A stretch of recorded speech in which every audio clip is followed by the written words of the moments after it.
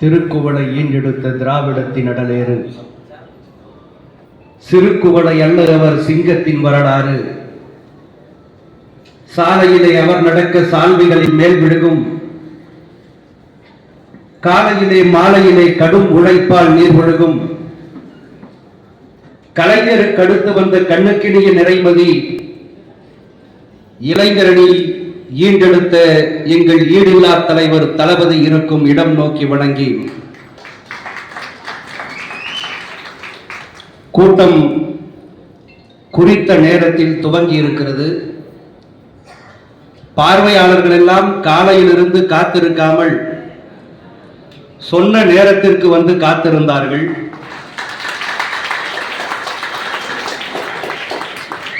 யாரும் இங்கு இருக்கிற நாற்காலிகளை அள்ளிக்கொண்டு வீட்டிற்கு செல்லவில்லை. எந்தவித அசம்பாவிதமும் இல்லாமல் கூட்டம் எந்த ஒழுங்கோடு துவங்கப்பட்டதோ அதே ஒழுங்கோடு நிறைவு பெறும். காரணம், இது திராவிட முன்னேற்ற கழகத்தின் கூட்டம். இன்னும் முக்கியமாக சொல்ல வேண்டும் என்றால், இது அண்ணன் சேகர்பாபு தலைமையில் கூடியிருக்கிற கூட்டம். இது தற்குறிகளின் கூட்டம் அல்ல, தத்துவத்தின் கூட்டம். இது கொலைக்காரர்களின் கூட்டம் அல்ல, கொள்கைக்காரர்களின் கூட்டம். இது சித்து ஆனந்தத்திற்காக கூடிய கூட்டம் அல்ல, சித்தாந்தத்திற்காக கூடிய கூட்டம். இந்த கூட்டத்தை அழகுற நெறிப்படுத்தி தலைமையேற்றிருக்கிற மண்டல குழுவினுடைய தலைவர், இந்த பகுதியினுடைய ஈர்ப்பு விசை அண்ணன் BK மூர்த்தி அவர்களே, அறநிலையத்துறை என்பதை பெயரில் மட்டும் வைக்காமல் அந்த துறையை அறம் நிலைக்கிற துறையாக இன்றைக்கும் வழிநடத்தி கொண்டிருக்கிற, அமைச்சர்களிலேயே ஓட்டப்பந்தயம் வைத்தால் முதல் ஆளாக பரிசு பெறக்கூடிய ஆற்றல் பெற்ற அமைச்சராக திகழ்ந்து கொண்டிருக்கிற மாவட்ட கழகத்தினுடைய மாண்புமிக்க செயலாளர், இந்து சமய அறநிலையத்துறையினுடைய அமைச்சர், என் மதிப்புக்குரிய அண்ணன் PKS அவர்களே, நிகழ்வினை கலந்து கொண்டு சிறப்பித்துக் கொண்டிருக்கிற வணக்கத்திற்குரிய மாநகராட்சியினுடைய மேயர், பெரியார் கண்ட புதுமை பெண்ணாக, பாரதிதாசன் கண்ட புதுமை பெண்ணாக, பெண்களிடத்திலே இருக்கிற கரண்டியை கொடுங்கி புத்தகத்தை கொடுங்கள், அவர்கள் இந்த உலகத்தை மாற்றி காட்டுவார்கள் என்று பெரியார் கனவு கண்டாரே, அந்த கனவின் நனவாக இந்த மேடையில் அமர்ந்திருக்கிற தோழர் பிரியா ராஜன் அவர்களே, சட்டப்பேரவையினுடைய உறுப்பினராக சீரிய முறையில் செயலாற்றிக் கொண்டிருக்கிற, பெயருக்கேற்றார் போல் பெருமையோடு அமர்ந்திருக்கிற மதிப்புக்குரிய அண்ணன் ஜோசப் சாமுவேல் அவர்களே, கலந்து கொண்டிருக்கிற அண்ணன் MTR நாகராஜ் அவர்களே, DSP ராஜகோபால் அவர்களே, இந்த நிகழ்விலே உரையாற்றுவதற்காக பணிக்கப்பட்டிருக்கிற பட்டிமன்றத்தினுடைய பேச்சாளர், விஜய் தொலைக்காட்சியில் பார்வையாளர்களை கவரக்கூடிய வகையில் மண்ணில் நல்ல வண்ணம் வாழலாம் வைகளும், எண்ணில் நல்ல கதிக்கு யாதுமோர் குறைவில்லை, கண்ணில் நல்ல துரும் கடுமல வளநகர் பெண்ணில் நல்லாளோடும் பெருந்தகை இருந்ததே என்று எழுத்தில் விளையாடிய ஞானசம்பந்தனை போல தன்னுடைய நகைச்சுவை திறத்தால் மக்களின் மனங்களின் சொல்லில் விளையாடி கொண்டிருக்கிற தமிழாய் இருக்கிற ஐயா ஞானசம்பந்தம் அவர்களே,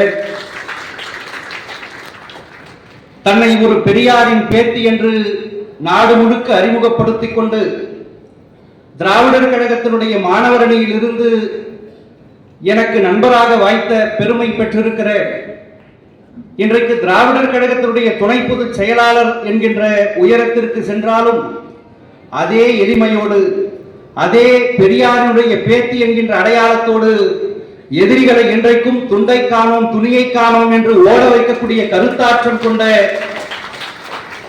தோழர் மதிவதனி அவர்களே, கலந்து கொண்டிருக்கிற பெருமக்களே, மகளிர் அணியை சார்ந்த பெருமக்களே, என்னோடு குடியாத்தம் நகரத்திலிருந்து வருகை தந்திருக்கிற அன்பு நண்பர்களே, மாவட்ட, நகர, ஒன்றிய, பகுதி கிளை கழகத்தினுடைய வீரர்களே, தீரர்களே, தகர்க்க முடியாத திராவிட முன்னேற்ற கழகத்தின் தலைவர் கலைஞரின் அன்பு உடன்பிறப்புகளே, உங்கள் அனைவருக்கும் என்னுடைய அன்பான வணக்கத்தை முதற்கண் தெரிவித்துக் கொள்கிறேன்.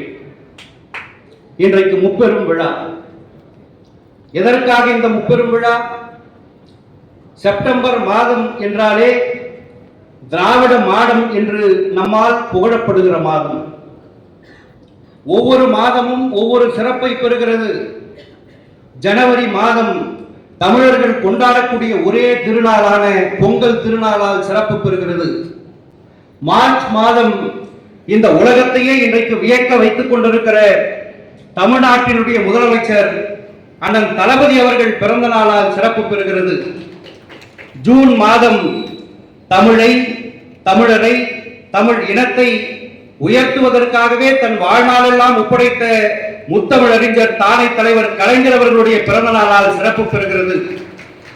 அப்படி இந்த செப்டம்பர் மாதம் இந்த இயக்கத்தை நிறுவி நம்மையெல்லாம் பாதுகாத்த பேரறிஞர் அண்ணாவினுடைய பிறந்த நாள் செப்டம்பர் 15.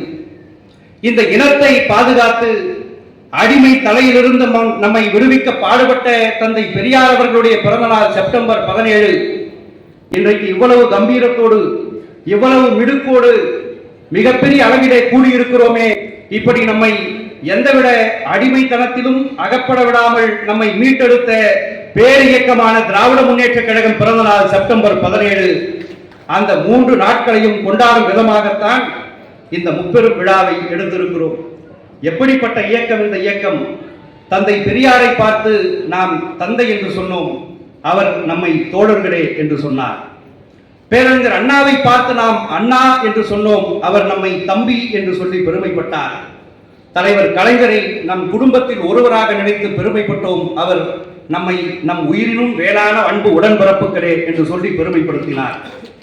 இன்றைக்கு எங்களை போன்ற இளைஞர்கள் தமிழ்நாட்டு முதலமைச்சரை அப்பா என்று சொல்லி அழைக்கிறோம், அவர் உங்களில் ஒருவன் என்று சொல்லி நம்மோடு வாழ்ந்து கொண்டிருக்கிறார்.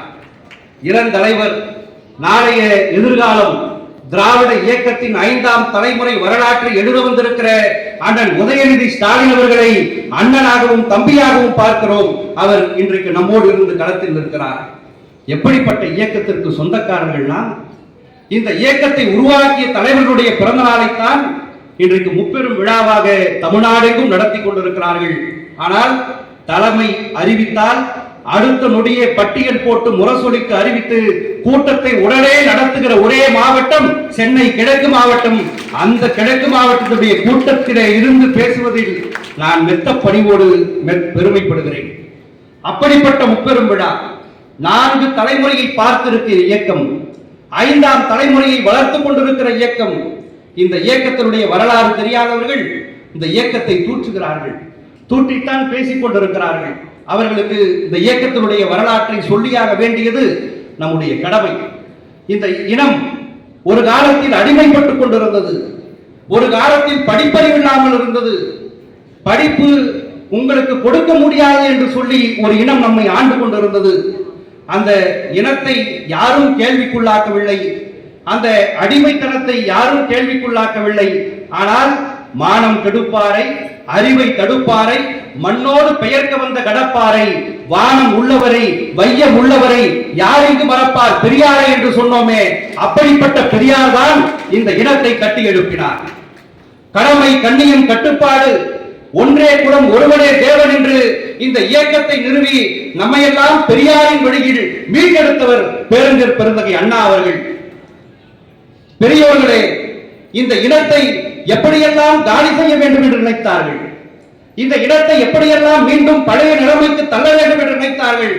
ஆனால் திரைப்படத்திலே ராமன் என்றைக்கடா எந்த பாலத்தை கட்டினான், எந்த கண் எப்பொழுது பேசும் என்றெல்லாம் வசனம் எழுதி சிவாஜி கணேசனை வைத்து பராசக்தியிலே மிகப்பெரிய திராவிட இயக்க வசனங்களை தந்து கடவுளையும் வேந்தரையும் பாடிக்கொண்டிருந்த திரைக்கதையில் சாதாரண மனிதனை பற்றி பாட வைத்த, பேச வைத்த மிகப்பெரிய தலைவராக இருக்கிற கலைஞர் நம்மை எல்லாம் பெரியார் வழியில், அண்ணா வழியில் வழிநடத்தினார். அவருக்கு பிறகு இன்றைக்கு தமிழ்நாட்டினுடைய முதலமைச்சராக, இந்தியாவினுடைய முதன்மை முதல்வராக தாய் 8 அடி பாய்ந்தால் பிள்ளை 16 அடி பாயும் என்று சொல்லுவார்களே, இல்லை இல்லை, 16 அடி இல்லை, 23 24 அடி பாய்கிற அளவுக்கு தலைவர் கலைஞரை விட பெரிய புகழோடு பெரிய கம்பீரத்தோடு இன்றைக்கு இயக்கத்தை வழிநடத்திக் கொண்டிருக்கிற தலைவர் கலைஞர், தலைவர் தளபதி அவர்கள் இன்றைக்கு இருக்கிறார். அப்படிப்பட்ட 4 தலைமுறை பார்த்து விட்டு வந்திருக்கிறோம். இன்றைக்கு என்ன இருக்கிறது? தமிழ்நாட்டு குடும்பங்களை நீங்கள் பாருங்கள். ஒரு முதியவர் இருக்கிறார் என்று சொன்னால் திராவிட முன்னேற்ற கழகத்துடைய திட்டம் முதியோர் உதவித்தொகை அவரை சென்று சேருகிறது. ஒரு பெண், ஒரு மகளிர் இருக்கிறார் என்று சொன்னால் அவருக்கு மாதந்தோறும் ரூபாய் 1000 என்கின்ற உரிமை தொகை சென்று சேருகிறது. ஒரு இளைஞர் இருக்கிறார் என்று சொன்னால் அவருக்கு வேலை வாய்ப்புகளின் முன்னுரிமை என்கின்ற அடிப்படையிலே, இடஒதுக்கீட்டின் அடிப்படையிலே திராவிட முன்னேற்ற கழகத்துடைய திட்டம் சென்று சேருகிறது. ஒரு பெண் பிள்ளை இருக்கிறார் என்று சொன்னால் புதுமை பெண் என்கின்ற திட்டத்திலே மாதந்தோறும் ரூபாய் 1000 சென்று சேருகிறது. என்னை போல கல்லூரி படிக்கிற மாணவன் இருக்கிறார் என்று சொன்னால் தமிழ் புதல்வன் என்கின்ற திட்டத்திலே ரூபாய் 1000 அவனை சென்று சேருகிறது. ஒரு குழந்தை, ஒரு பிஞ்சு குழந்தை, பள்ளியில் படிக்கிற குழந்தை இருக்கிறார் என்று சொன்னால் அவர்களுக்கு காலை உணவு திட்டம் என்கின்ற திட்டம் திராவிட முன்னேற்ற கழகத்துடைய திட்டம் சென்று சேருகிறதே. குடும்பத்தில் இருக்கிற அனைவருக்குமான இயக்கத்தை, அனைவருக்குமான ஆட்சியை நடத்தி கொண்டிருக்கிற ஒரே தலைவர் நம்முடைய தலைவர் தளபதி அவர்கள் தானே. இந்த இயக்கத்தை பார்த்து, இந்த இனத்தை பார்த்து இன்றைக்கு கேலி பேசுகிறார்கள். நான் இதே சென்னை பல்கலைக்கழகத்திலே முதுகலை தமிழ் படித்தவன். என்னுடைய சொந்த ஊரான வேலூரில் இருந்து நான் சென்னைக்கு வருகிற பொழுது தினமும் காலையிலே ஒரு தொடர் வண்டியிலே வருவேன். ஒரு அம்மா கூலி தொழிலாளி, கட்டுமான தொழிலிலே ஈடுபடக்கூடிய அந்த பெண் என்னுடைய பக்கத்திலே அமர்ந்திருந்தார். மிகுந்த மகிழ்ச்சியோடு இருந்தார். அவரிடத்திலே கேட்டேன், என்னம்மா இவ்வளவு மகிழ்ச்சியாக இருக்கிறீர்களே, என்ன காரணம் என்று கேட்டேன். நான் மிக நீண்ட ஆண்டுகளாக இதே தொடர் வண்டியில் பயணிக்கிறவள். நான் கட்டுமான தொழிலிலே ஈடுபட்டு கொண்டிருக்கிறேன். ஆனால் என்னுடைய குழந்தை, நான் அதிகாலையிலேயே எழுந்து என்னை தயார்படுத்திக் கொண்டு என்னுடைய வேலைக்கு செல்ல வேண்டிய சூழல் இருக்கிறது. என்னுடைய குழந்தைக்கு என்னால் சமைக்க முடியாது. அது சாப்பிட்டதா என்று கூட தெரியாது, அது பள்ளிக்கு போகின்றதா என்று கூட தெரியாது. இப்படியெல்லாம் நான் அவஸ்தைப்பட்டுக் கொண்டிருந்தேன். ஆனால் ஒரு புண்ணியவான் முதலமைச்சர் முத்துவேல் கருணாநிதி ஸ்டாலின் என்பவர் ஆட்சி பொறுப்பு கேட்டார். என்னுடைய பிள்ளை இன்றைக்கு சாப்பிடும் என்கின்ற நம்பிக்கையில் நான் கிளம்புகிறேன் வேலைக்கு என்று ஒரு பெண் சொல்லுகிறார் என்று சொன்னால், அப்படிப்பட்ட திட்டத்தை இன்றைக்கு மற்ற மாநிலங்கள் வழிநடத்தி கொண்டிருக்கிறது. மற்ற மாநிலங்கள் அந்த திட்டத்தை எங்கள் நாடுகளுக்கும் நாங்கள் செய்ய வேண்டும் என்று சொல்லுகிறது. வெளிநாட்டிலிருந்து, வெளி மாநிலத்திலிருந்து ஒரு முதலமைச்சர் வந்து எங்களுடைய நாட்டிலும் எங்களுடைய மாநிலத்திலும் நாங்கள் திராவிட மாடல் ஆட்சி நடத்தி காட்டுவோம் என்று சொல்லுகிறது என்று சொன்னால், அப்படிப்பட்ட இயக்கத்தை பார்த்தா பேசுகிறீர்கள்? அப்படிப்பட்ட இயக்கத்தை பார்த்தா இன்றைக்கு கும்மாலம் விடுகிறீர்கள்? உங்களுக்கு சொல்லட்டுமா, இந்த வரலாற்றை சொல்லட்டுமா? இன்றைக்கு அண்மையிலே நடந்தது கல்வியில் சிறந்த தமிழ்நாடு என்கின்ற நிகழ்ச்சி. எவ்வளவு பெருமையாக இருந்தது, அதை தொலைக்காட்சியிலே பார்த்தவர்களுக்கு தெரியும். ஒரு பெண் மேடையிலே பேசுகிறார், நான் கணித ஆசிரியராக வர வேண்டும், அதற்கு இந்த அரசாங்கம் எனக்கு உதவி புரிந்திருக்கிறது, நான் கண்டிப்பாக ஒரு நாள் கணித ஆசிரியராக வருவேன் என்று பேசிக் கொண்டிருக்கிற பொழுது கீழே உங்களை போல அமர்ந்திருக்கிற பார்வையாளராக இருக்கிற முதலமைச்சர் உடனே ஒளிவாங்கியை வாங்கி, கணித ஆசிரியர், மேக்ஸ் டீச்சர், இங்க வாங்கம்மா உங்களுக்கு ஒரு பரிசு தரேன் என்று சொல்லுகிறார். அந்த பெண் ஓடோடி செல்லுகிறார். ஒரு தந்தை அழைத்தால் எப்படி அன்பு பாசத்தோடு ஓடோடி செல்லுவோமோ அப்படி அந்த பெண் ஓடோடி செல்லுகிற பொழுது தன்னுடைய சட்டை பையில் இருக்கிற அந்த எழுத்தாணி என்று சொல்லக்கூடிய பேனாவை கொடுத்து, நீங்கள் உறுதியாக ஒரு நாள் கணிதாசிரியராக வருவீர்கள் என்று அவருடைய உச்சி போர்ந்து பாராட்டுகிறார் என்று சொன்னால், இதற்குத்தானே அவரை அப்பா அப்பா என்று நாங்கள் எல்லாம் சொல்லிக் கொண்டிருக்கிறோம். அந்த தலைவனை பார்த்தா கேலி பேசுகிறீர்கள், அந்த தலைவனை பார்த்தா விமர்சிக்கிறீர்கள். உங்களுக்கு சொல்லட்டுமா, அந்த நிகழ்ச்சியை பார்த்தவர்களுக்கு தெரியும். ஒரு ஆட்டோ தொழிலாளியினுடைய மகன், ஒரு ஆட்டோ தொழிலாளியினுடைய பிள்ளை நியூயார்க்கிலே சென்று படிக்கிறார். ஒரு தேயிலை தோட்ட தொழிலாளியினுடைய பிள்ளை தைவானிலே சென்று படிக்கிறார். ஒரு நெசவு தொழிலாளியினுடைய பிள்ளை ஜெர்மனியிலே சென்று படிக்கிறார். ஒரு சவர தொழிலாளியினுடைய பிள்ளை மலேசியாவிலே சென்று படிக்கிறார். ஒரு கிராமத்திலே இருக்கிற பிறந்த பிள்ளை இன்றைக்கு ஜப்பானுக்கு சென்று ஜப்பான் மொழியை கற்று சரளமாக பேசுகிறார். ஒரு தாயும் மகனும் ஒரே வகுப்பிலே அமர்ந்து டிப்ளமோ படிக்கிறார்கள். கூலி தொழிலாளியினுடைய பிள்ளை தன்னுடைய முதல் மாத சம்பளத்தை தன்னுடைய தந்தைக்கு கொடுத்து பெருமைப்படுத்துகிறார். சைக்கிளே பார்க்காத வீட்டில் பிறந்த பிள்ளை விமான போக்குவரத்து என்று சொல்லக்கூடிய ஏவியேஷன் துறையிலே படிக்கிறார். ஒரு தூய்மை பணியாளருடைய பிள்ளை டாக்டராக மாறுகிறார். ஒரு 1000 ரூபாய் என்ன நடந்து விட போகிறது, நீங்கள் கொடுக்கிற 1000 ரூபாயால் என்ன சாதித்து விட முடியும் என்று சொல்லுகிறார்களே, அப்படி புதுமை பெண் திட்டத்திலே ரூபாய் 1000 பெறுகிற ஒரு பிள்ளை தன்னுடைய தாய்க்கு காது கேட்கிற கல்வியை தருகிறார் என்று சொன்னால், இப்படிப்பட்ட கல்வியில் சிறந்த தமிழ்நாடாக ஆட்சி நடத்தி கொண்டிருப்பது நம்முடைய தலைவதி என்பதை நீங்கள் தயவு கூர்ந்து புரிந்து கொள்ள வேண்டும். எனவே இப்படி நல்லாட்சியை நடத்தி கொண்டிருக்கிற பொழுது ஒரு கூட்டம் நம்மை பழைய தொழில் செய்யலாம் வா என்று அழைக்கிறது, இன்னொரு கூட்டம் ஆடு மாடுகளை மேய்க்கலாம் வா என்று அழைக்கிறது. இப்பொழுது புதிதாக கிளம்பி இருக்கிற ஒரு கூட்டம் சனிக்கிழமைகளில் சர்க்கஸ் காட்டலாம் வா என்று அழைக்கிறது. அவர்களுக்கெல்லாம் ஒரு வரலாறு சொல்லுவேன். இதோ மேடையில் அமர்ந்திருக்கிறாரே தோழர் மதிவதனி, ஒரு சமூக வலைதளத்திலே பேசுபொருளாக்கப்பட்ட ஒரு காணொளியை நீங்கள் பார்த்திருப்பீர்கள். அவர் ஒரு உலக மேடையிலே பங்கேற்கிறார். அப்படி பங்கேற்கிற பொழுது வேறு எந்த சொல்லையும் அவர் பயன்படுத்தவில்லை, பார்ப்பனர் என்கின்ற ஒரே சொல்லைத்தான் பயன்படுத்தினார். அந்த பார்ப்பனர் என்கின்ற சொல்லை கேட்டவுடன் எதிரில் இருக்கிற பார்ப்பன கைகூலிகள் தோழர் மதிவதனியை தாக்க முற்படுகிறார்கள், அடிக்க வருகிறார்கள்.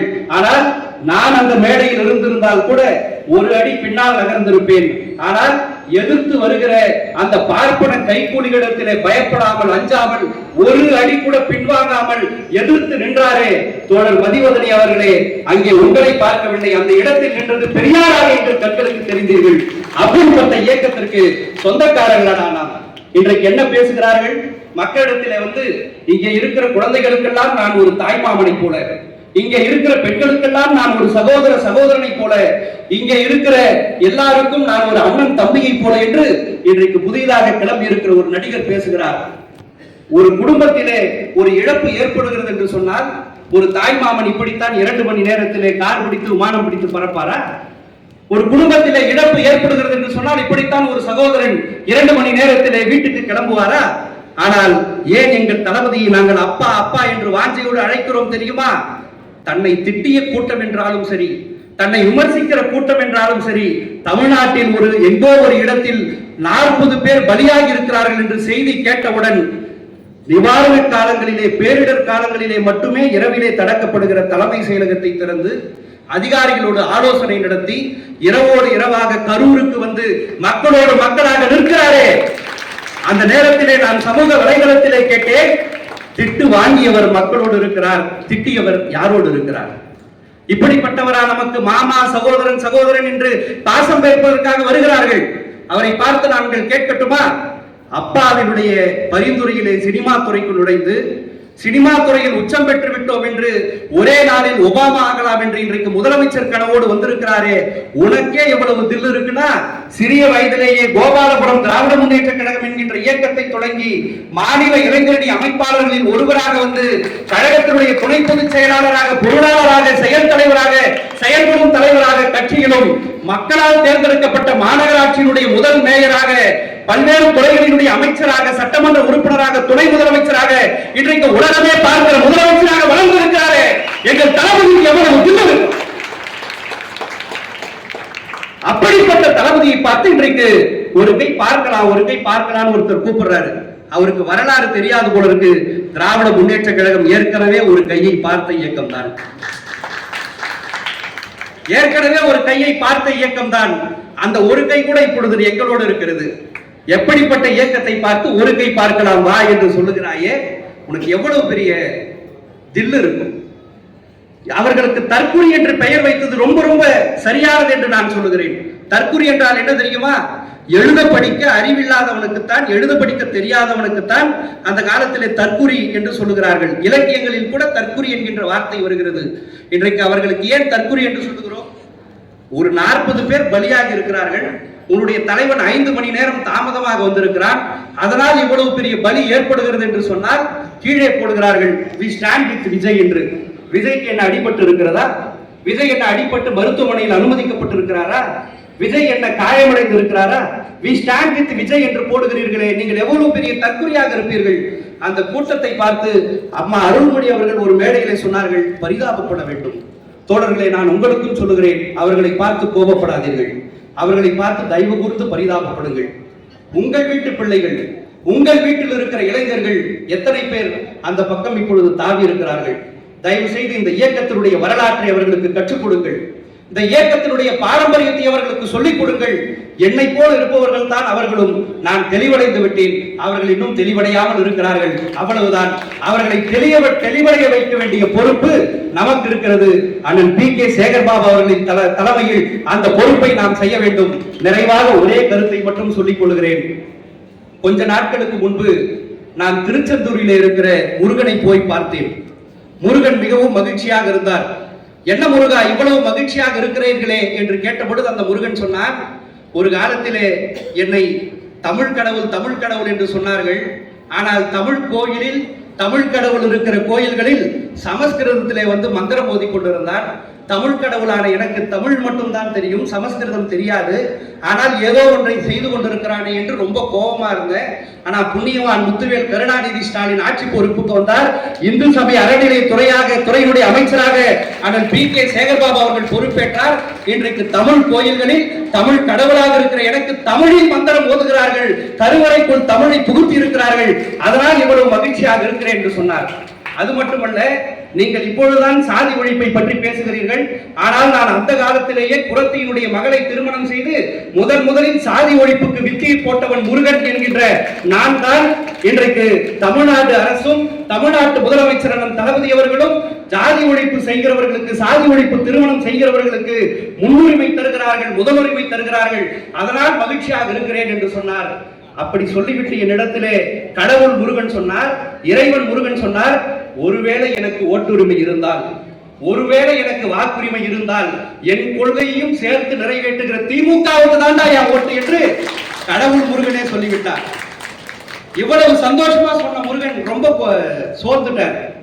என்ன முருகா இவ்வளவு சந்தோஷமா இருந்தே திடீர்னு கோவப்படுறீன்னு கேட்டா, இல்லப்பா ஒரு தலைவர், ஒரு முதலமைச்சர் எனக்கான ஆட்சியும் சேர்த்து நடத்தி கொண்டிருக்கிறார். ஆனால் என் பேரை வச்சு மதுரையில ஒரு தற்கொலை கூட்டம் மாநாடு ஒண்ணு போட்டுச்சு. முருகன் மாநாடு நடத்துறோம் என் பேரை வச்சு அரசியல் செய்து, அதுதான் கோபம்னு முருகன் சொன்னார். முருகனுக்கும் சொன்னேன், உங்களுக்கும் சொல்லுகிறேன், கவலைப்படாத முருகா, உன் கோபத்தை தணிப்பதற்குத்தான் எங்கள் இந்து சமய அறநிலையத்துறையுடைய அமைச்சர் சேகர்பாபு அவர்கள் திருச்செந்தூர் கோயிலுக்கு புறமுறுக்கு செய்கிறார். எனவே உன்னுடைய கோபம் தடியும் என்று சொன்னேன். உங்களுக்கும் சொல்லுகிறேன், அண்ணா ஒரு காலத்தில் கேட்டார், வீரர்கள் தேவை. எப்படிப்பட்ட வீரர்கள் தேவை என்றால் காரியமாற்றுகிற வீரர்கள் தேவை. எப்படிப்பட்ட காரியம்? ஆரியத்திற்கு அடிபணியாமல் காரியமாற்றுகிற வீரர்கள் தேவை என்று அண்ணா சொன்னார். இதோ புறப்பட்டு விட்டோம். வீரர்களாக, காரியமாற்றுகிற வீரர்களாக, ஆரியத்திற்கு அடிபணியாமல் காரியமாற்றுகிற வீரர்கள் இதோ புறப்பட்டு விட்டோம். 14 வயதில் டூயட் பாடிக்கொண்டிருந்த நடிகர்களின் பின்னால் கூடுகிற கூட்டம் அல்ல. 14 வயதில் ஓடி வந்த இந்தி பெண்ணை கேள், நீ தேட வந்த கோயிலுள்ள நாடு இதுவல்ல என்று சொன்ன தலைவர் கலைஞரின் பின்னால் கூடுகிற கூட்டம் இந்த கூட்டம். திருமண வயதில் டூயட் பாடிக்கொண்டிருந்த நடிகரின் பின்னால் போகிற கூட்டம் அல்ல. திருமண வயதில் மிசா என்கின்ற கொடிய சட்டத்தால் சிறைக்கு போன தலைவர் தளபதியின் பின்னால் கூடுகிற கூட்டம் இந்த கூட்டம். அண்ணா கலைஞர் அவர்கள் 1980 சொன்னாரே, அந்த உறுதிமொழியை சொல்லி விடைபெறுகிறேன். நாங்கள் பெரியாரின் பிள்ளைகள், அண்ணாவின் தம்பிகள். எங்களுக்கு மிகப்பெரிய தத்துவம் இருக்கிறது. எங்கள் உதடுகள் கொள்கையை பேசிக்கொண்டே இருக்கும், எங்கள் கால்கள் கொள்கையை நோக்கி நடந்து கொண்டே இருக்கும், எங்கள் கைகள் கொள்கையை எழுதி கொண்டே இருக்கும். நாங்கள் பெரியாரின் பிள்ளைகள், அண்ணாவின் தம்பிகள் என்று சொன்னாரே, இந்த தற்கொலை கூட்டத்திற்கு அந்த உறுதிமொழியை சொல்லி விடைபெறுகிறேன். நாங்கள் பெரியாரின் பிள்ளைகள், அண்ணாவின் தம்பிகள். உங்களுக்கு ஒருபோதும் அடிபடியை விடமாட்டோம். இந்த தமிழ்நாட்டை மீட்போம். வரலாறு தொடரும். மாநிலம் அதை செய்தே தீரும். தளபதி முத்துவேல் கருணாநிதி ஸ்டாலினுடைய தலைமையில் இந்த ஆட்சி 20லும் 26லும் மரளத்தான் போகிறது. அதற்கு இந்த கூட்டம் முதல் சாட்சியாக இருக்கட்டும். நன்றி, வணக்கம்.